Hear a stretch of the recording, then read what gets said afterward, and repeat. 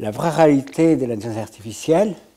c'est la capacité algorithmique à créer ce qu'on appelle des inférences. Quel est le degré d'autonomie des inférences qui sont créées? Les inférences, quand elles sont limitées par des règles des mathématiques, de la logique, qui représentent un codage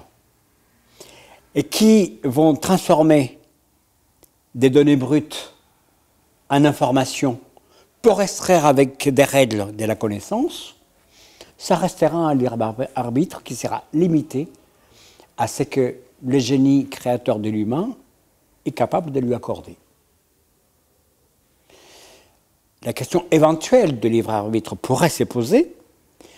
quand on considère que la capacité algorithmique elle est autogénérative, c'est-à-dire que nous pourrions avoir des algorithmes qui eux-mêmes conçoivent de nouveaux algorithmes, qui du coup vont générer de nouvelles données, qui vont produire de nouveaux traitements, qui vont traduire de nouvelles informations pour que, somme toute, on ait des connaissances qui nous échappent.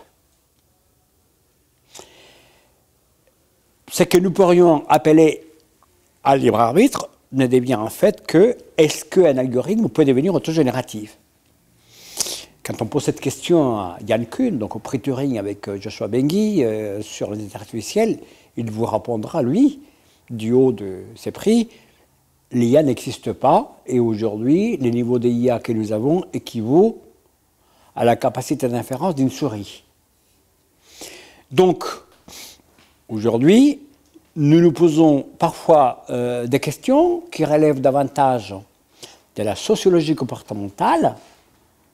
de la psychologie des masses ou de la propagande en fonction du niveau qu'on veut attribuer à la peur qu'on souhaite se créer soi-même.